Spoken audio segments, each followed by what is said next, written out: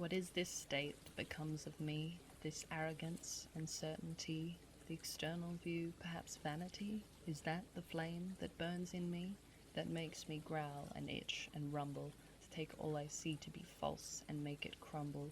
The pull to have what I see be known and digestible to the masses of children fully grown.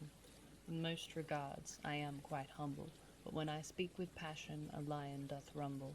I look upon words having been signed in my hand, and meet myself anew again. It seems to me a universal thing, this hunting for connections, the universal string, flow state that pulls the words from me, as magnetism follows electricity. I seek to do a thing, and should it be right, the cosmos seems to rise to my plight. A deal I made some time ago, to cease my wanting and make things grow, has changed so much inside of me. My world of today is your fantasy. The rocks and streams of my reality are as faithful teachers as poets and trees. This soup we exist in, this womb of creation, rejoices with joy at the light's contemplation, the becoming of the space that allows invitation, where something inflows with glorious elation. As natural as sunrise, as easy as breathing, all can be accessed once believing is seeing. For the nature awakens the moment it is humid, that to become empty is to become tooted, that all you ever knew was always deeply true, and the time you've spent at the surface was the dimming of this view, that all that's worth breathing and fighting for is laid underneath at the bottom near the floor.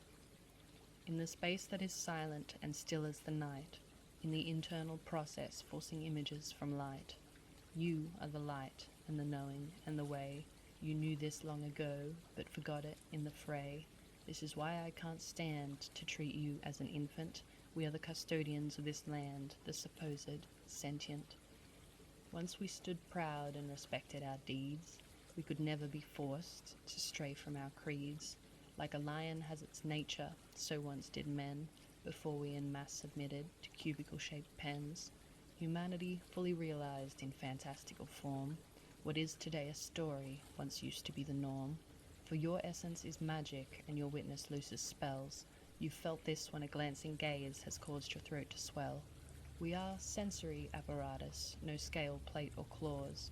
Here we do seem different from the rest of nature's cause. And so I must beseech you, a plea made to your soul. You know you can be more than this, so take the gamble, make the roll.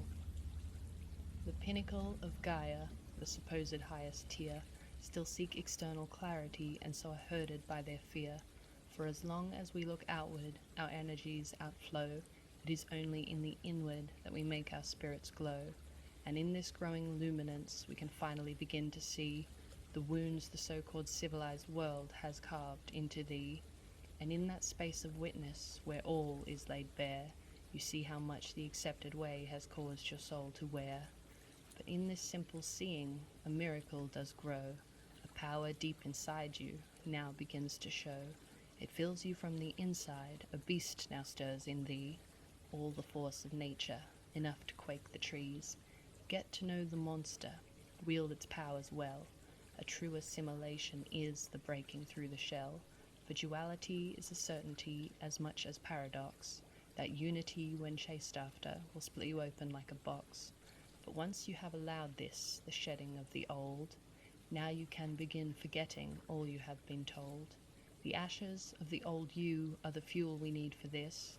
Nothing else would satisfy, and you'll remember this with bliss. The splitting now completed, the child born anew. Now it's time to fill yourself with everything that's true.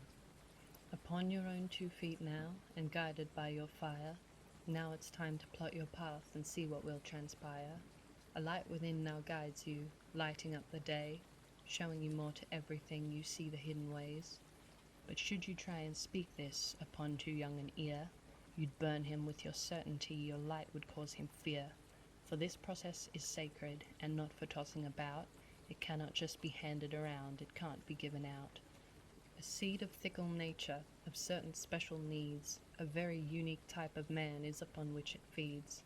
He must be a seeker, whose heart is strong and true, willing to face his darkness and continue moving through. For one can only know a thing once we know what it is not.